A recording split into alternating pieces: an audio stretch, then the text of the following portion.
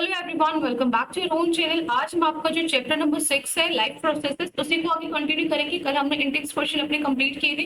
कुछ index question जो last page है आपके, पेज नंबर 112 पे, ये वाले इंडेक्स क्वेश्चन आपके रहते हैं। ठीक है, 3 क्वेश्चन पहले ये कंप्लीट करते हैं, उसके बाद जो हमारा एक्सरसाइज वाला पार्ट है, एक्सरसाइज के क्वेश्चन आंसर्स रह जाएंगे। तो आज ही आपका चैप्टर कंप्लीट हो जाएगा with solutions. Index question, exercise question, सारी चीजें आपकी कंप्लीट हो जाएंगी। ठीक है, सो उसके बाद कल क्या स्टार्ट करेंगे वो आप मुझे बताओगे। मैं आपकी क्लास के बाद पोल डाल दूंगी, तो वहां से आप मुझे, मैं फिजिक्स या फिर मैथ्स, इन दोनों में से क्या स्टार्ट करना चाह रहे हैं आप, वो मुझे बताइएगा। ठीक है, सो मैं सोच रही हूँ मैथ्स स्टार्ट करने का। मैथ्स का सेकंड चैप्टर हम कंटिन्यू करें, क्योंकि 2 चैप्टर साइंस के हो चुके हैं, 2 मैथ्स के भी हो जाते तो।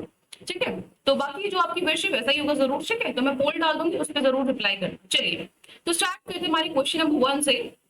Describe the structure and functions of nephrons. जो नेफ्रॉन्स है उनका स्ट्रक्चर क्या होता है, किस तरीके की उनकी बनावट होती है, और उनका क्या काम है, जो उनका फंक्शन वो क्या है, ये आपको बताना है। नेफ्रॉन सबसे पहले होते क्या है, मैंने आपको बताया था, जैसे कि जो किडनी होती है, फिल्टर करती है किडनी, फिल्ट्रेशन जो यूनिट होती है किडनी की, जो फिल्ट्रेशन यूनिट होती है, वो नेफ्रॉन होते हैं। ठीक है, सो स्ट्रक्चर ऑफ नेफ्रॉन, जो नेफ्रॉन है उसका स्ट्रक्चर होता कैसा है, किस तरीके की बनावट होती है। जो एक नेफ्रॉन है वो कंपोज होते हैं 2 पार्ट से। 2 पार्ट्स होते हैं नेफ्रॉन के अंदर। एक तो होता है कप शेप का बैग होता है अपर, मतलब ऊपर की तरफ, अपर एंड पे, which is called Bowman capsule, जिसको हम बोमन कैप्सूल बोलते हैं। अभी मैं आपको डायग्राम में दिखाऊंगी। ठीक है, सो क्या होता है, एक कप शेप का बैग होता है ऊपर वाले हिस्से पे, जिसको हम बोमन कैप्सूल बोलते हैं। जो बोमन कैप्सूल है उसके अंदर बंडल ऑफ ब्लड कैपिलरीज होती है।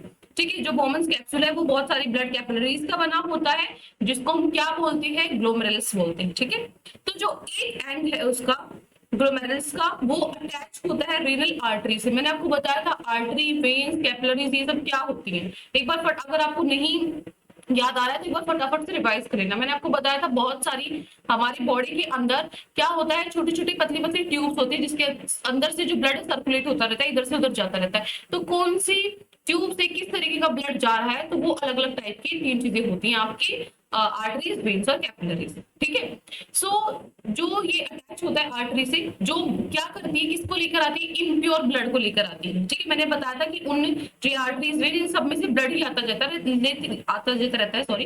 ठीक है, लेकिन किस तरीके का ब्लड आ रहा है वो डिफरेंशिएट करता है। ठीक है, वो अलग अलग होता है। तो यहाँ पे क्या होगा, इम्प्योर ब्लड को वो लेकर आएगा, जिसके अंदर यूरिया होगा। ठीक है, यूरिया का वेस्ट होगा, वो वाला ब्लड ये लेकर आएगा। ठीक है ना, जो एक एंड है ग्लोमेरुलस का, वो अटैच होता है रीनल आर्टरी से। तो रीनल आर्टरी क्या करती है, इम्प्योर ब्लड को, जिसके अंदर यूरिया वेस्ट होता है, वो लेकर आता है ग्लोमेरुलस के पास। ठीक है, दीज इम्प्योरिटीज आर फिल्टर्ड। उनमें अब इम्प्योरिटीज लेके आए, उनको फिल्टर कर दिया जाता है। जो अदर पार्ट है नेफ्रॉन का, वो कोइल्ड होता है। कोइल्ड क्या होता है, एक तरीके से घुमावदार सा हिस्सा होता है, वो कोइल्ड होता है। तो जो दूसरा पार्ट है नेफ्रॉन का, पहला पार्ट क्या है, जो वो कप शेप्ड बैग है, जिसको बोमन कैप्सूल बोलते हैं, वो आपका पहला पार्ट है। दूसरा पार्ट क्या है, जो कोइल्ड वाला पार्ट है। ठीक है, इस पार्ट में क्या होता है, जो शुगर होती है या फिर ग्लूकोज आप कह सकते हो, अमीनो एसिड्स होते हैं, आयंस होते हैं, और बहुत ज्यादा जो वाटर होता है, एक्सेस वाटर होता है, वो उसकी जरूरत पड़ती है बॉडी को, राइट। तो उनको दोबारा से वो रीएब्सॉर्ब कर लेता है। ठीक है ना, जो चीजें वेस्ट मटेरियल में जा चुकी है, इन द एंड एक्सक्रीशन का जो प्रोसेस है कि वेस्ट मटेरियल बॉडी से बाहर जाने से पहले, लास्ट वाली स्टेप, उस स्टेप से पहले वो क्या करता है, एक बार फिर से चेक करता है कि जो जो चीजें बॉडी को जरूरत है वो दोबारा से उनको रीएब्सॉर्ब कर लेता है। ठीक है ना, जैसे बहुत ज्यादा एक्सेस वाटर हो गया, अमीनो एसिड्स, आयरन, शुगर, ये सब चीजें। So the substance remained in the nephron is mainly urine. तो जो सब्सटेंस नेफ्रॉन में होता है वो मेनली क्या है, यूरिन है, जिसके अंदर क्या होता है, जो डिसॉल्व यूरिया होता है वाटर के अंदर, पानी के अंदर जो यूरिया होता है ना, वो यूरिन हो जाता है। ठीक है, तो वो मेनली नेफ्रॉन के अंदर होता है, which is expelled from the body through urethra from time to time. जो टाइम के साथ साथ क्या होता रहता है, बॉडी से बाहर निकलता रहता है, जो निकलता रहता है, जो यूरेथ्रा होती है उससे। ठीक है, जो हम टॉयलेट करते हैं वहां। ठीक है, सो अब उसके बाद फर्स्ट बोला था स्ट्रक्चर बताना है और फंक्शन बताना है। तो फंक्शन क्या होगा नेफ्रॉन का, तो देखो फंक्शंस क्या होंगे। जो सबसे पहले आपका फंक्शन है फिल्ट्रेशन, सेकंड आपका फंक्शन है रीएब्सॉर्प्शन, थर्ड आपका फंक्शन है यूरिन। ठीक है, सो फिल्ट्रेशन में क्या होगा, जो ब्लड है वो Bowman capsule, filtration of blood takes place in Bowman capsule. जो फिल्ट्रेशन होता है ब्लड का, वो बोमन कैप्सूल में होता है। ठीक है ना, from the capillaries of glomerulus. यहाँ पे आपको ये डायग्राम दिखा है, 5 नंबर में आपका आ सकता है एग्जाम में। विद डायग्राम आपको एक्सप्लेन करना है, नेमिंग करनी है, ये लेबलिंग आपको करनी है, और ये सारा प्रोसेस आपको एक्सप्लेन करना है। ठीक है, सो यहाँ पे आपको दिख रहा है ये बोमन कैप्सूल है, इसके अंदर का जो हिस्सा है वो क्या है, ग्लोमेरुलस है। ठीक है, सो जो फिल्ट्रेट पास क्या करेगा, जो ट्यूबुलर पार्ट है नेफ्रॉन का, उसमें से वो होगा, फिल्ट्रेट पास होगा। तो जो ये फिल्ट्रेट है इसके अंदर से जो जिसका फिल्ट्रेशन होना है, ठीक है, तो जो ये फिल्ट्रेट है इसके अंदर ग्लूकोज होता है, amino acids, urea, uric acid, salt, water, ये सब होते हैं जो फिल्ट्रेशन के प्रोसेस में होते हैं, ठीक है। दूसरा प्रोसेस, अब जो फिल्ट्रेशन है वो हो गया, ब्लड का फिल्ट्रेशन होता है यहाँ पे बोमन्स कैप्सूल में, ठीक है, वो हो गया। उसके बाद रीएब्जॉर्प्शन होता है कि जैसे जैसे फिल्ट्रेट फ्लो करेगा उस ट्यूब में से, तो जो जो काम की चीजें, यूजफुल जो सब्सटेंसेस है जैसे glucose, amino acid, salt, water, ये सारी हैं, ये दोबारा से रीएब्जॉर्ब कर लेते हैं ब्लड में, ठीक है, कैपिलरीज के थ्रू इनका दोबारा से रीएब्जॉर्प्शन हो जाता है, सोख लेते हैं इनको जो भी जो हमारी सराउंडिंग नेफ्रॉन ट्यूबुल है वो, ठीक है। थर्ड इज यूरिन, तीसरा फंक्शन क्या है, यूरिन का काम है। जो फिल्ट्रेट है which remained after reabsorption is called urine। आप दोबारा से भी फिल्ट्रेशन के बाद जो एक्स्ट्रा बच गया उसमें से भी रीएब्सॉर्ब कर लिया, अब बिल्कुल वेस्ट अब जो है, अब जो बिल्कुल वेस्ट अभी भी रीएब्सॉर्प्शन के बाद भी जो बच गया है वो होता है हमारा यूरिन होता है। यूरिन के अंदर नाइट्रोजनस वेस्ट होते हैं जैसे यूरिया, यूरिक एसिड, ठीक है, और बहुत ज्यादा सॉल्ट या वाटर। तो जो यूरिन है उसको कलेक्ट करते हैं नेफ्रॉन से to carry to the ureter, ताकि यूरेटर तक पहुंचा सके। यूरिन को कौन कलेक्ट करते हैं, नेफ्रॉन कलेक्ट करते हैं ताकि यूरेटर तक पहुंचा सके। From where it passes into urinary bladder, जो यहाँ पे यूरिनरी ब्लैडर में चला जाता है। मैंने आपको ऐसे एक डायग्राम सिखाया था, इस तरीके से मूव करता है। यहाँ पे आपका यूरिनरी ब्लैडर होता है जहाँ पे इकट्ठा होता है टॉयलेट और उसके बाद नीचे से निकल जाता है। तो जब तक यहाँ पे प्रेशर क्रिएट नहीं हो जाता, ठीक है ना, यहाँ से नहीं निकल जाता, ठीक है, तब तक वो इस यूरिनरी ब्लैडर के पार्ट में रहता है, ठीक है। Next is question number 2. Wait a second.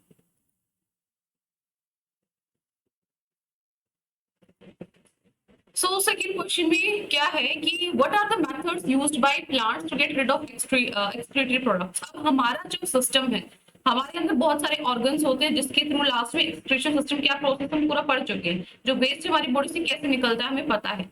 वो ये पूछ रहा है जो ये एक्सक्रीटरी प्रोडक्ट्स है, जो वेस्ट मटेरियल है, वो प्लांट्स में कैसे बाहर आता है, ठीक है ना, प्लांट्स को कैसे इनसे छुटकारा मिलता है। तो देखो जो प्लांट्स हैं उनको ये जो गैसेस प्रोडक्ट्स हैं, ठीक है, जो मतलब गैसेस के थ्रू, एक्सचेंज ऑफ गैसेस है ना, उसी के थ्रू वो अपना जो वेस्ट मटेरियल बाहर निकालते हैं, ठीक है।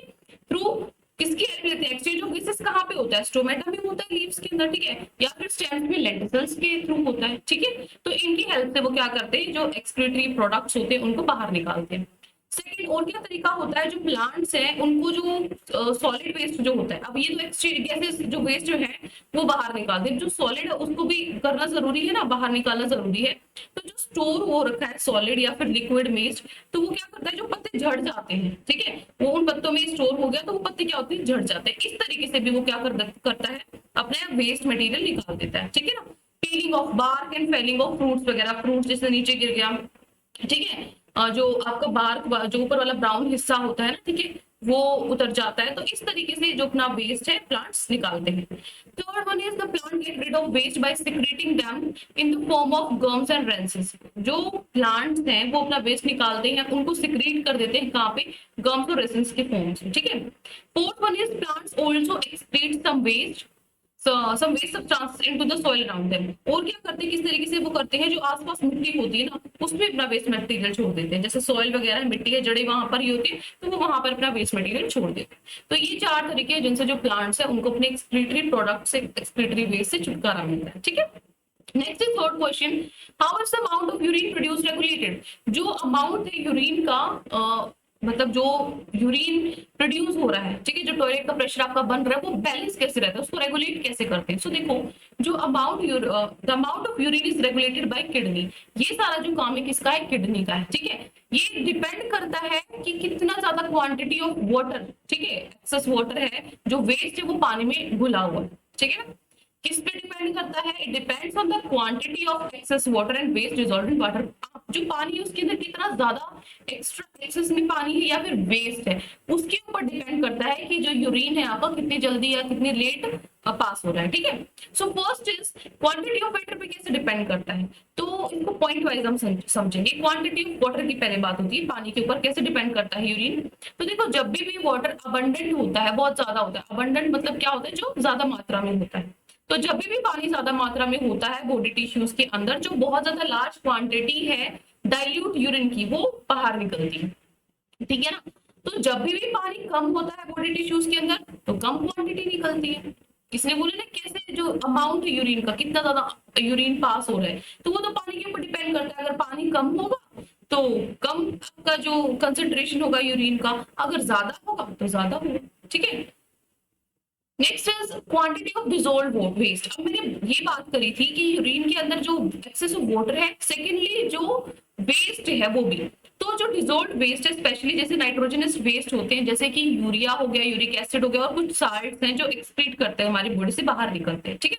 तो इन चीजों पे भी डिपेंड करता है। जब भी ज्यादा क्वांटिटी होगी डिसॉल्व्ड वेस्ट की बॉडी के अंदर, बॉडी के अंदर जो वेस्ट मटेरियल है ज्यादा डिसॉल्व्ड है हमारी बॉडी के अंदर, तो जो ज्यादा से ज्यादा पानी की जरूरत पड़ेगी उनको बाहर निकालने के लिए, राइट। क्योंकि जो यूरिन है, टॉयलेट है, वो तो आपका लिक्विड फॉर्म में होता है ना, तो वो वाटर की फॉर्म में ही आपका होता है। तो ज्यादा पानी चाहिए, ज्यादा वेस्ट अगर होगा, तो इसलिए बोलते हैं हेल्दी खाना चाहिए, अच्छा खाना चाहिए, ठीक है। ऐसा नहीं है कि ऐसा बोलते हैं कि भाई जल्दी जल्दी टॉयलेट जा रहे हैं तो अच्छी बात है, ऐसा नहीं होता। जिस तरीके से पानी है, भाई बहुत ज्यादा पानी पी रहे, अच्छी बात है। एक्सेस भी नहीं होना चाहिए किसी चीज का, और किसी चीज की डेफिशिएंसी भी नहीं होनी चाहिए, कमी भी नहीं होनी चाहिए, ठीक है। So, therefore the amount of urine produced increases। इसीलिए जो वो इतना सारा वेस्ट है उसको बाहर निकालने के लिए ज्यादा पानी की जरूरत है, ज्यादा पानी की जरूरत है, जो यूरिन है वो ज्यादा प्रोड्यूस होएगा, ठीक है। तो ये दो चीज का फैक्टर बता दी थी। तीसरा हार्मोनल प्रॉब्लम भी होती है, ठीक है। एक तो वेस्ट और वाटर का तो हो गया, किसी किसी को हार्मोनल प्रॉब्लम भी होती है। तो जो यूरिन प्रोड्यूस हो रहा है, जितना यूरिन प्रोड्यूस हो रहा है वो रेगुलेट होता है, कुछ हार्मोन्स होते हैं जो कंट्रोल करके रखते हैं वाटर की मूवमेंट को, पानी का जो मूवमेंट है उसको, और जो सोडियम आयंस है अंदर और बाहर नेफ्रॉन के, उनके ऊपर भी डिपेंड करता है, ठीक है। तो ये हार्मोन्स भी एक फैक्टर होता है कि कितना अमाउंट यूरिन का एक्सक्रीट हो रहा है, बाहर जा रहा है, ठीक है। नेक्स्ट अब चलते हमारे जो आपके एक्सरसाइज क्वेश्चन है, जो एंड में चैप्टर के एंड में जो क्वेश्चन है, ये तो इंटेस्ट क्वेश्चन थे। तो फर्स्ट क्वेश्चन है आपका, the kidneys in human beings are a part of the system 4। जो किडनीज है, किडनी का क्या काम है? न्यूट्रिशन का, रेस्पिरेशन का, एक्सक्रीशन का, या ट्रांसपोर्टेशन का? किसका काम है? जो किडनीज है वो किस चीज में हेल्प करते हैं? एक्सक्रीशन प्रोसेस में हेल्प करते हैं। जो वेस्ट मटेरियल है, ठीक है, जो फिल्ट्रेशन वाला प्रोसेस है वो फिल्टर हो रहा है, ठीक है, तो यूरिन की फॉर्म में क्या कर देगा? बाहर निकल जाएगा हमारी बॉडी से। तो एक्सक्रीशन का ये एक पार्ट है किडनी, ठीक है। So answer will be excretion. Next is the xylem in plants are responsible for. जो जाइलम होता है प्लांट्स में, वो उनका क्या काम होता है? Transport of water, transport of food, transport of amino acids, या फिर ट्रांसपोर्ट ऑफ ऑक्सीजन। मैंने आपको बताया था एक तरीका याद करने का कि दो होते हैं, जाइलम और फोइलम। जो फोइलम फर्स्ट से फूड, फर्स्ट से फोइलम, तो जो फूड ट्रांसपोर्ट होता है वो फोइलम करता है, और जो वाटर मिनरल्स होते हैं वो जाइलम करता है। तो ट्रांसपोर्ट ऑफ वाटर जो आपका आंसर हो जाएगा फर्स्ट, ठीक है। जाइलम प्लांट में किस चीज के लिए रिस्पॉन्सिबल है? वाटर के ट्रांसपोर्टेशन के लिए। Third is autotrophic mode of nutrition requires. Autotrophic mode of nutrition क्या होता है? जिस न्यूट्रिशन में जो खाना खुद बनाया जाता है with the help of carbon dioxide, water हो गया, या फिर सनलाइट, ठीक है, ये सारी चीजें। तो ऑटोट्रॉफिक मोड ऑफ न्यूट्रिशन में क्या क्या चाहिए? कार्बन डाइऑक्साइड, वाटर, हाँ चाहिए, ये क्लोरोफिल चाहिए, सनलाइट ये भी चाहिए, ऑल ऑफ द अबव। बिल्कुल, जो हमने तीनों ऊपर किए ये तीनों चीजें चाहिए, तो हमारा आंसर क्या हो जाएगा? ऑल ऑफ द अबव, ठीक है। नेक्स्ट इज फोटोसिंथेसिस का जो प्रोसेस है, उसमें ये सारी चीजें चाहिए होती है ना, CO2, वाटर, क्लोरोफिल, सनलाइट, ठीक है। Next is the breakdown of pyruvate to give carbon dioxide, water and energy takes place in. मैंने आपको बताया था तीन तरीके से, जिनसे जो ग्लूकोज है, पहले ग्लूकोज है वो, ये 6 कार्बन मॉलिक्यूल होता है, 6 कार्बन मॉलिक्यूल होता है। ये क्या होता है? साइटोप्लाज्म में ये पायरुवेट में ब्रेक डाउन होता है, टूटता है, जो आपका 3 कार्बन मॉलिक्यूल होता है। अब जो पायरुवेट है ये 3 तरीके से होता है। एक में क्या होता है? लैक ऑफ ऑक्सीजन होता है, ठीक है। एक में एब्सेंस ऑफ ऑक्सीजन होता है, ऑक्सीजन होती ही नहीं है। और एक में होता है प्रेजेंस ऑफ ऑक्सीजन। तो इनकी प्रेजेंस में ये 3 अलग अलग प्रोडक्ट्स देता है, ठीक है। तो इन तीनों में से कौन से में ये प्रोडक्ट देता था? कार्बन डाइऑक्साइड, वाटर और एनर्जी। किसमें देता था? किसमें था? Cytoplasm, mitochondria, chloroplast, nucleus. किसमें था? माइटोकॉन्ड्रिया वाले जो पार्ट था उसमें जो पायरुवेट है वो कार्बन डाइऑक्साइड, वाटर और एनर्जी देगा। ये मैंने आपको एग्जांपल बताया था, मसल्स का एक एग्जांपल बताया था, एक ईस्ट का एग्जांपल दिया था, एक माइटोकॉन्ड्रिया का एग्जांपल दिया, ठीक है। तीनों के अलग अलग एग्जांपल आपको दिए थे। नहीं याद है? अगर आपको नई चीजें याद है, इट मींस आपको चैप्टर रिवाइज करने की दोबारा से जरूरत है। तो 4-5 आपके लेक्चर है, 5 लेक्चर है, शायद 5 लेक्चर में आपको पूरा चैप्टर खत्म हो जाएगा। तो एक बार वो 5 लेक्चर फटाफट से 1 घंटे में देख लोगे। मैंने तो रोज 15-15, 20-20 मिनट की क्लास ली है, तो आपको 1-1.5 घंटे में आपको पूरा चैप्टर हो जाएगा फिर से रिवाइज, ठीक है। Next is fifth question, how are fats digested in our body, हमारी जो बॉडी है उसके अंदर फैट कैसे डाइजेस्ट होते हैं, और where does this process take place, और कहाँ पे ये प्रोसेस होता है, जो डाइजेशन प्रोसेस होता है, जो खाना पचता है हमारे अंदर वो कैसे पचता है, जो फैट है कैसे पचता है, और क्या प्रोसेस होता है उसका, किस तरीके से पचता है। तो देखो जो डाइजेशन है फैट्स का वो स्मॉल इंटेस्टाइन में होता है, ये हमने पढ़ा था। तो क्या होता है कि जो लिवर है वो एक बाइल जूस सिक्रेट करता है, निकालता है, ठीक है, जो कि इंटेस्टाइन में जाता है, ठीक, पैनक्रेटिक जूस के साथ साथ। तो जो ये बाइल है, दो बाइल साल्ट बाइल जूस के अंदर होता है, ये क्या कर देता है, इमल्सिफाई कर देता है लार्ज ग्लोब्यूल्स ऑफ फैट्स को। मतलब इमल्सिफाई मैंने आपको बताया था कि दो मिक्सचर है मान लो, दो लिक्विड है मान लो, तो दो लिक्विड अलग अलग उनकी वो होगी, जैसे कोई ज्यादा गाढ़ा है कोई कम गाढ़ा है, तो दोनों आपस में मिला के वो एक जैसा उसको बना देगा, ठीक है। तो वो क्या हो जाता है, इमल्सिफाई होता है। तो वो क्या करेगा, जो बड़े बड़े लार्ज ग्लोब्यूल्स है फैट के, जो फैट है बहुत ज्यादा, उसको इमल्सिफाई करेगा, उसकी एक जैसी कंसंट्रेशन बना देगा। तो जो इमल्सिफिकेशन है, जो लार्ज ग्लोब्यूल्स को तोड़ देता है छोटे छोटे ग्लोब्यूल्स में, ताकि ज्यादा सरफेस एरिया मिल सके, ज्यादा सरफेस एरिया को कवर कर सके एंजाइम, ठीक है। उसके बाद आता है एंजाइम, कौन से किसकी बात हो रही है एंजाइम पे, एक तो लाइपेज एंजाइम था जो किसके अंदर होता है, पैनक्रियाटिक जूस के अंदर होता है, जिस जो causes breakdown of emulsified fat, जो उन फैट्स को तोड़ने में हेल्प करता है, ठीक है। तो जो ग्लैंड्स होती हैं स्मॉल इंटेस्टाइन की दीवारों पर, वॉल्स पे जो ग्लैंड्स होती हैं वो इंटेस्टाइनल जूस निकालती है, जिसके अंदर लाइपेज एंजाइम होता है, ठीक है, जो कन्वर्ट कर देता है इन फैट्स को फैटी एसिड्स ऑफ ग्लिसरॉल, ठीक है। क्या समझाया मैंने, एक बार फिर से ध्यान से सुन लो, ठीक है। यहाँ पे जो नीचे है ना, इस डायग्राम से देखो समझ आ जाएगा। जो फैट्स था, इसने ये पूछा था कि जो फैट डाइजेस्ट होता है बॉडी में कैसे होता है। देखो जो फैट है ना वो इमल्सिफाई हो जाता है, इमल्सिफाइड फैट्स में टूट जाता है। कैसे, जो पैनक्रियाटिक जूस होता है ना उसके अंदर लाइपेज एंजाइम होता है जो तोड़ देता है उन फैट्स को, ठीक है, उन फैट्स को तोड़ देता है। तो अब जो ये लाइपेज एंजाइम है ना, ये क्या कर देता है, कन्वर्ट करता है फैट्स को फैटी एसिड्स और ग्लू उसमें ग्लिसरॉल में, ठीक है ना। इंटेस्टाइन में होता है ये सारा प्रोसेस, वहां पे जो ये लाइपेज एंजाइम है फैटी एसिड्स में ग्लिसरॉल में उसको तोड़ देता है। तो कैसे ये डाइजेस्ट होता है, प्रोसेस क्या है, और किस तरीके से जो हमारा मतलब डाइजेस्ट होता है बॉडी में, और जो प्रोसेस है जो लाइन वाइज मैंने आपके 5 पॉइंट्स में स्टेप्स में लिखा हुआ है, ठीक है। तो ये आपका आंसर है 5। Next is question number 6, what is the role of saliva in the digestion of food. जो खाना हमारा पचता है उसमें सलाइवा का क्या काम है। सलाइवा क्या होता है, मैंने आपको बताया था, जो आपकी जैसे टंग, जो मुंह है उसके अंदर थूक होता है, ठीक है, उसको सलाइवा बोलते हैं। उसका क्या काम है, क्या जरूरत है सलाइवा की। तो देखो जो सलाइवा है उसके अंदर क्या होता है, एक एंजाइम होता है सलाइवरी अमाइलेज, जो क्या करता है, तोड़ता है स्टार्च को शुगर्स में, जैसे मेल्टोस हो गया, ठीक है ना। जो स्टार्च को किस में तोड़ता है, शुगर्स में तोड़ता है। तो जो ये सलाइवा है इसका रोल क्या है, ये इसने पूछा है। ये तो मैंने सिर्फ ये बता दिया सलाइवा क्या होता है, मान लो एक नंबर में डेफिनेशन आ जाए। इसका रोल क्या, काम क्या है इसका। तो देखो जो सलाइवा है ये माउथ की जो कैविटी है उसको क्लीन रखता है हमारी माउथ में, और मॉइस्चर करके रखता है फूड को। जो फूड है सूखा जैसे वो अंदर जाता है तो ये क्या करेगा, मान लीजिए गीला है, आपने देखा होगा वाटर पार्क में जो वो नीचे आती हो गीला होता है पूरा का पूरा, ठीक है, जिसमें ऊपर से नीचे आते हो तो फटाफट से फटाक से नीचे जाते हो, क्योंकि क्या होता है पानी की वजह से आप फिसलते हो। तो वही काम होता है, जो फूड है अंदर जाने के लिए वो उसको मॉइस्चर देता है, ठीक है ना, नमी देता है, उसको गीलापन देता है, ताकि हमें चूइंग में भी हेल्प हो, एक तो चबाने में भी हेल्प होती है, और जो बिग पीसेस है खाने के उसको छोटे छोटे पीसेस में तोड़ने में भी हेल्प करता है, और फूड को नीचे उसमें भी जाने के लिए हेल्प करता है, ठीक है। तो ये रोल है सलाइवा का। Next is question number 7. What are the necessary conditions for autotrophic nutrition and what are its byproducts? क्या जरूरत कंडीशंस है, कौन सी कंडीशंस है, कौन सी शर्तें हैं जो बहुत जरूरी है ऑटोट्रॉफिक न्यूट्रिशन के लिए, ठीक है, और उसके बाय प्रोडक्ट्स कौन से उसके प्रोडक्ट्स हैं। सो जो नेसेसरी कंडीशन है ऑटोट्रॉफिक न्यूट्रिशन के लिए वो है presence of chlorophyll in the living cells. जो लिविंग सेल्स है उनके अंदर क्लोरोफिल होनी चाहिए, और provision of supply of water to green plants और सेल्स ऑफ प्लांट, वाटर होना चाहिए, ठीक है ना। थर्ड इज सनलाइट होनी चाहिए, presence of sunlight, and fourth is carbon dioxide होना चाहिए। फोटोसिंथेसिस का प्रोसेस लिखना है सिंपल सा। इसने पूछा ऑटोट्रॉफिक न्यूट्रिशन के लिए क्या क्या चाहिए, क्या जरूरी शर्तें हैं। तो फोटोसिंथेसिस का आपको प्रोसेस पता ही है, क्योंकि ऑटोट्रॉफ्स में प्लांट्स आते हैं जो अपना खाना खुद बनाते हैं। किसकी हेल्प से बनाते हैं, कार्बन डाइऑक्साइड की हेल्प से बनाते हैं, सनलाइट की हेल्प से बनाते हैं, वाटर की हेल्प से, और क्लोरोफिल की हेल्प से बनाते हैं। नेक्स्ट सेकंड पार्ट में इसने पूछा उसकी बाय प्रोडक्ट्स क्या है। ये रिएक्शन जब हो जाती है जिनकी हेल्प से उसने फूड बनाया, तो फूड बनता क्या है, क्या बनता है, उसका बाय प्रोडक्ट क्या है। तो जो बाय प्रोडक्ट क्या होता है, जो अपने फूड उसने तो ग्लूकोज बना लिया, फूड बना लिया, एक्स्ट्रा में जो बनता है ना वो बाय प्रोडक्ट होता है। तो बाय प्रोडक्ट क्या होता है ऑटोट्रोफिक न्यूट्रिशन का, ऑक्सीजन होता है जो हम एक्वायर करते हैं, ठीक है। Next is question number 8, what are the differences between aerobic and anaerobic respiration. मैंने आपको ये बताया है कि एरोबिक और अनएरोबिक रेस्पिरेशन क्या होता है, चैप्टर में भी बताया था मैंने आपको। और कुछ ऑर्गेनिज्म मतलब इनके एग्जांपल लिखने। एरोबिक रेस्पिरेशन वो होता है जिसमें ऑक्सीजन होती है, एरोबिक वो होता है जिसमें ऑक्सीजन नहीं होती, ठीक है। एरोबिक में जो आपका फूड है वो कंप्लीटली ब्रेक डाउन हो जाता है, उसका पूरी तरीके से टूट जाता है, लेकिन इसमें पार्शियली टूटता है, पार्शियली मतलब आधा अधूरा, ठीक है।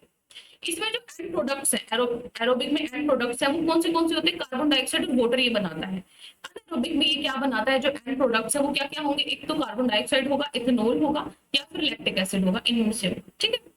फिर उसने ये बोला था कुछ ऑर्गेनिजम्स बताने जो एनारोबिक मोड ऑफ रेस्पिरेशन को यूज करते हैं। तो यहाँ पे जब फोर्थ में मैंने एग्जांपल ले दिया, देखो एरोबिक रेस्पिरेशन हो गया आपका जिसमें कंसिडरेबल अमाउंट ऑफ एनर्जी आपकी होती है, मतलब इसमें बहुत ज्यादा एनर्जी आपकी लगती है। और इधर जो अनएरोबिक रेस्पिरेशन है इसमें कम अमाउंट ऑफ एनर्जी आपकी लगती है, ठीक है। सो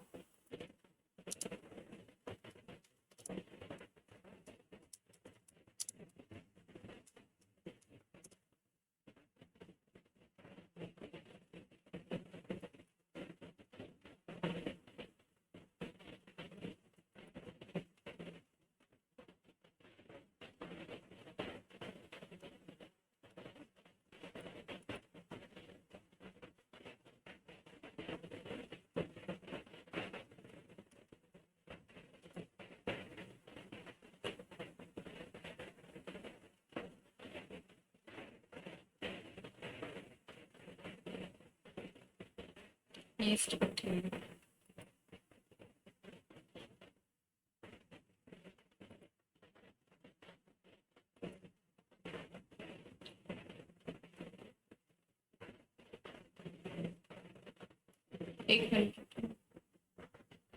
यहाँ पे शायद आपको ये दिखाई नहीं दे रहा होगा, राइट, कोई बात नहीं। इसके जो नीचे वाला पार्ट है ना, जो सी सेकेंड वाला पार्ट है, ये आपको शायद विजिबल नहीं होगा स्क्रीन पे, ये अब ऐड मतलब ऊपर नहीं हो रहा है, तो ये पीडीएफ बन चुकी है पीपीटी, तो मैं इसका आंसर यहीं पे लिख देती हूँ, ठीक है। ये थोड़ा सा प्रॉब्लम हो रही है, एक मिनट। देखो यहाँ पे जो ये एग्जाम ये ना कुछ ऑर्गेनिजम्स आपको बताने हैं जो अनएरोबिक मोड ऑफ रेस्पिरेशन लिखते हैं, तो यहाँ पे ईस्ट लिख लीजिए और बैक्टीरिया, ये इसका आंसर है, ठीक है। ये जो लाइन है वो नीचे ऐड है, जो उसमें शो नहीं हो रही है, तो ऐड अभी मैंने करके देखा था, हो नहीं रहा है, ठीक है। चलिए नेक्स्ट क्वेश्चन पे चलते हैं। क्वेश्चन नंबर 9 है, how are alveoli design to maximise the exchange of gases. जो एल्वोली है उसका डिजाइन कैसा है, एल्वोली का डिजाइन किस तरीके का है कि ज्यादा से ज्यादा जो गैसेस है वो एक्सचेंज होती रहती है, ठीक है। सो मतलब ज्यादा से ज्यादा गैसेस एक्सचेंज हो, ठीक है, उसका डिजाइन आपको बताना है इस तरीके का। तो देखो जो एल्वोली है वो 3 वोल्ट पतली उसकी जो दीवारी होती है, और जो कि richly supplied with network of blood vessels, जिसमें बहुत ज्यादा ब्लड वेसल्स होते हैं, जिसकी वजह से जो गैसेस का जो एक्सचेंज है वो ज्यादा होता है, ठीक है, ब्लड में, and air filled in alveoli. Next is जो एल्वोली है उसका बैलून लाइक स्ट्रक्चर है, जैसे यहाँ पे मैंने बनाया हुआ है, बैलून इस तरीके का होता है, ठीक है। तो एल्वोली का बैलून लाइक स्ट्रक्चर है, इसलिए ज्यादा मैक्सिमम सरफेस वो प्रोवाइड करा पाता है गैसेस के एक्सचेंज के लिए, ज्यादा एरिया मिल जाता है, ठीक है। Next is question number 10. What would be the consequence of a deficiency of hemoglobin in our bodies? हमारी बॉडी में अगर हीमोग्लोबिन की कमी होगी तो क्या उसके क्या रिजल्ट रहेगा, क्या आउटपुट रहेगा। तो देखो जो डेफिशिएंसी अगर हीमोग्लोबिन की हमारी बॉडी के अंदर हो जाती है, ब्लड के अंदर हो जाती है, तो जो ऑक्सीजन कैरिंग कैपेसिटी वो घट जाएगी, ठीक है ना, क्योंकि ये जो ऑक्सीजन है वो किसी पूरी बॉडी में सर्कुलेट होती है, ब्लड के थ्रू ही होती है। अगर आपके हीमोग्लोबिन करता है ये काम, हीमोग्लोबिन ही तो ऑक्सीजन को पूरी बॉडी में ट्रांसफर करता है, मैंने आपको चैप्टर में पढ़ाया था। तो हीमोग्लोबिन की कमी होगी तो ऑक्सीजन की पूरी बॉडी में कमी होगी, तो उसकी कैपेसिटी डिक्रीज हो जाएगी, जिसकी वजह से जो एनर्जी प्रोडक्शन होगा, मतलब जो ऑक्सीडेशन की वजह से आपकी एनर्जी बनती रहती है ना, वो कम हो जाएगी, वो कम हो जाएगी। इसीलिए बीमार पड़ सकते हैं उससे, and feel fatigue most of the time, ज्यादातर आपको क्या थका थका महसूस होगा, क्योंकि एनर्जी नहीं प्रोड्यूस हो पाएगी, ठीक है। Next is question number 11, describe double circulation in human beings, why is it necessary. जो डबल सर्कुलेशन है ह्यूमन बीइंग्स के अंदर क्या होता है और क्यों जरूरी है। हार्ट वाले टॉपिक में हमने ये पढ़ा था कि जो हार्ट है वो क्या करता है, एक तरफ से तो भेज रहा है ब्लड को ताकि उसको ऑक्सीजन मिले। एक तरफ से जिस ब्लड में ऑक्सीजन है उसको ले रहा है, तो एक टाइम पे दो आपकी चेन्स चल रही है, तो उसको क्या बोलते हैं, डबल सर्कुलेशन प्रोसेस। एक साइकिल जब वो कंप्लीट करता है तो वो डबल सर्कुलेशन होता है, ठीक है। तो हमारा जो हार्ट है, हार्ट के अंदर जो ब्लड है 2 बार एंटर करता है, ठीक है, एक बार जा रहा है, एक बार आ रहा है, ठीक है। So it also pumped out twice the heart, तो मतलब 2 बार जा रहा है, 2 बार आ रहा है। तो इस तरीके से, क्योंकि देखो पहले लिया, ठीक है, उसने ये देखा कि इसमें ऑक्सीजन नहीं, वापस भेजा, उसके बाद भेजने के बाद वो वापस भी आया, ठीक है। तो इस वजह से जो हार्ट, ये क्या होता है, डबल सर्कुलेशन यहाँ पे हो रहा है। किस तरीके से होता है, देखो, जिस ब्लड में ऑक्सीजन नहीं है बॉडी में से वो आया, राइट एट्रियम में गया वेना कावा के थ्रू, जब ये राइट एट्रियम से राइट वेंट्रिकल में जाएगा, वहां पे भेजा, फ्रॉम राइट वेंट्रिकल जो ब्लड है उसको दोबारा से पंप किया गया लंग्स के पास ताकि उसमें ऑक्सीजन मिल जाए, ठीक है। जो ऑक्सीजनेटेड ब्लड है अब लंग्स के थ्रू, अब वो दोबारा से फिर से लेफ्ट एट्रियम में जाता है, लेफ्ट एट्रियम के बाद वो लेफ्ट वेंट्रिकल में जाएगा, ठीक है, क्योंकि 4 चैम्बर्स हैं, तो एक बार इसमें जाता है, एक बार इसमें, फिर एक बार इसमें, फिर एक बार इसमें। तो क्या हो गया, डबल डबल बार आपका सर्कुलेट हो रहा है यहाँ पे जो ब्लड है, ठीक है, जहाँ पे उसको ऑक्सीजनेटेड वाला ब्लड है वो दोबारा से ले लेता है, ठीक है। उसके बाद फिर से दोबारा लेने के बाद पहले लंग्स के पास भेजा, लंग्स के पास से ऑक्सीजनेटेड उसको करके वापस लिया, फिर दोबारा से पूरी बॉडी में ट्रांसफर करा, ठीक है, आर्टरीज के थ्रू। इस तरीके से जो ब्लड फ्लो है हार्ट में वो 2 बार होता है, ट्वाइस होता है, इसीलिए हम इसको क्या बोलते हैं, डबल सर्कुलेशन बोलते हैं, ठीक है। इंपॉर्टेंट है, ब्लड सर्कुलेशन भी हो सके तो इसमें जो हार्ट है उसका डायग्राम भी बना लेना, ठीक है। Why is it necessary, necessary क्यों है ये, तो नेसेसरी क्या है डबल सर्कुलेशन की, जो राइट साइड होती है और जो लेफ्ट साइड होती है हार्ट की, वो डीऑक्सीजनेटेड और ऑक्सीजनेटेड ब्लड को मिक्स करने से बचाता है, ठीक है ना। डबल सर्कुलेशन हो रहा है, आपस में सारी चीजें मिक्स नहीं हो रही दोनों ब्लड, तो ये जो सेपरेशन है ऑक्सीजनेटेड और डीऑक्सीजनेटेड ब्लड का, इसकी वजह से ही ये हो पाता है कि जो जितनी जरूरत है हमारी बॉडी को ऑक्सीजन की उतनी उसको मिल पाती है, ठीक है। तो ये यूजफुल है ह्यूमंस के केस में जो ज्यादा एनर्जी बनाते रहते हैं, अपनी जो एनर्जी कॉन्स्टेंटली बनाते रहते हैं, क्योंकि ऑक्सीजन की तो हेल्प चाहिए, वो हमारी बॉडी के टेम्परेचर को ये मेंटेन करके रखते हैं, ठीक है। तो उसके लिए ऑक्सीजन जरूरी है। ऑक्सीजन का जो पार्ट है कैसे पहुंचता है, ब्लड के थ्रू पहुंचता है। ब्लड कौन पहुंचाता है, हार्ट पहुंचाता है, तो ये नेसेसिटी है, ये जरूरत है डबल सर्कुलेशन, ठीक है। चलिए नेक्स्ट है question number 12, what are the differences between the transport of materials in xylem phloem. क्या डिफरेंसेस है जो ट्रांसपोर्ट होता है जाइलम में फोइलम में, उनमें क्या डिफरेंस है। देखो, जो जाइलम है वो वाटर और मिनरल्स को ट्रांसपोर्ट करता है, ठीक है, रूट से लेके लीव्स में और बाकी पार्ट्स में भेज देता है, और जो फोइलम है वो जो फूड है उनको भेजता है लीव्स में से बाकी पार्ट्स में, ठीक है, डिसॉल्व फॉर्म में। जाइलम जो है उसमें जो ट्रांसपोर्ट होता है जिसमें मटेरियल का, वो वेसल्स और ट्रेचेट्स के थ्रू होता है, ठीक है, जो कि डेड टिश्यूज होते हैं। जबकि जो फोइलम है उसमें जो ट्रांसपोर्ट है वो सीव ट्यूब्स की हेल्प से होता है, ठीक है, और साथ में कंपेनियल सेल्स जो कि लिविंग सेल्स होते हैं, ठीक है।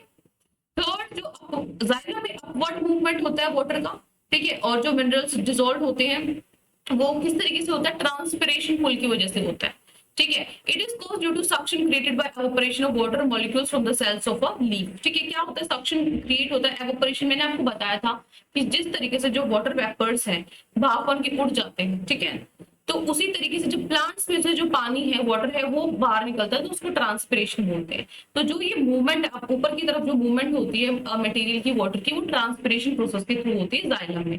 फोइलम में क्या होता है, ट्रांसलोकेशन के थ्रू होती है, उसमें क्या है, ट्रांसपिरेशन है। इसमें क्या होता है, ट्रांसलोकेशन में क्या होता है, जो मटेरियल है वो ट्रांसफर होता है पहले फोइलम टिश्यूज में, ठीक है, जिसके लिए एनर्जी लगती है, एटीपी से वो एनर्जी ले लेता है। तो ये क्या होता है, इसकी वजह से जो ऑस्मोटिक प्रेशर है वो बढ़ जाता है, ठीक है, जो मटेरियल को मूव करता रहता है फोइलम से बाकी टिश्यूज में जिनका कम प्रेशर होता है। ऑस्मोसिस क्या होता है, हाई प्रेशर से लो प्रेशर में जाना ऑस्मोसिस होता है, ठीक है। तो ऑस्मोटिक प्रेशर क्रिएट हो जाता है कि हाई से लो में जाएगा, ठीक है, इस तरीके से जो फूड है वो ट्रांसफर होता है, ठीक है। नेक्स्ट चलते हैं last question of your worksheet. Worksheet कहने, सॉरी आदत पूछ चुकी है वर्कशीट कहने की, मिस नहीं करते आप वर्कशीट्स को, जो बच्चे करते थे, वैसे तो एक्स्ट्रा बच्चे भी हैं, बट 2 साल से बहुत वर्कशीट की है। आपको ऐसा नहीं लगता कि वर्कशीट ही अच्छी थी, ऐसे कराना अच्छा लगता है। चलिए देखो, जो 13th क्वेश्चन है, लास्ट क्वेश्चन आपका, इसमें क्या करना है, कंपेयर करना है आपको जो एल्वेओली का फंक्शन होता है ना लंग्स में और नेफ्रॉन्स में, ठीक है ना। इसमें जो फंक्शन एल्वेओली का उसको कंपेयर करना है आपको। किस किस रिस्पेक्ट में कंपेयर करोगे, इसके स्ट्रक्चर और फंक्शनिंग के हिसाब से करोगे, मतलब लंग्स में और नेफ्रॉन्स में एल्वेओली का क्या काम है वो आपको कंपेयर करना है। तो एल्वेओली का क्या, ये फंक्शनल यूनिट है लंग्स की, जबकि नेफ्रॉन ये किडनी की फंक्शनल यूनिट है। एल्वेओली लंग्स की है और इसमें जो लंग्स में जो एल्वोली है और नेफ्रॉन्स है जो किडनी में, इनको कंपेयर करना था ना, तो ये इसकी फंक्शनल यूनिट है लंग्स की, ये नेफ्रॉन किडनी की फंक्शनल यूनिट है। उसके बाद एल्वोली में क्या होता है, mature lung has about 30 crore alveoli, जो मैच्योर लंग होती है आपकी उसमें 30 करोड़ के करीब एल्वोली होती है। जो किडनी है उसके अंदर 10 लाख नेफ्रॉन्स होते हैं, ठीक है। इसमें जो एल्वोली है इसमें ज्यादा, ये क्या करता है, ज्यादा सरफेस प्रोवाइड करता है ताकि जो गैसेज है वो ज्यादा एक्सचेंज हो सके। इसमें जो सरफेस एरिया है नेफ्रॉन का वो ज्यादा नहीं होता, कम ही होता है। इसमें जो एक्सचेंज है गैसेस का, जैसे ऑक्सीजन है, कार्बन डाइऑक्साइड है, ठीक है, ये क्या करता है, कब कहाँ पर होती है, कैपिलरीज होती है, बहुत सारी नेटवर्क होता है, उनके थ्रू होता है। नेफ्रॉन्स के अंदर क्या होता है, यहाँ पे जो बोवन कैप्सूल होता है नेफ्रॉन के अंदर, वो कंसंट्रेशन जो होती है पानी की और सोल्ट की उसको बैलेंस करके रखता है, ठीक है। सो ये 13 क्वेश्चन आज आपकी जो चैप्टर है, चैप्टर नंबर 6 लाइफ प्रोसेसेस, उसके भी एंड क्वेश्चंस बचे आपके। तो आपका जो चैप्टर है कंप्लीट हो चुका है बिल्कुल। अब जो कल है हम अपना नया चैप्टर स्टार्ट करेंगे, मैथ से, देखते हैं मैथ से स्टार्ट कर लेंगे, ठीक है। सो आज के लिए इतना ही, मिलते हैं कल, till then take care, good bye.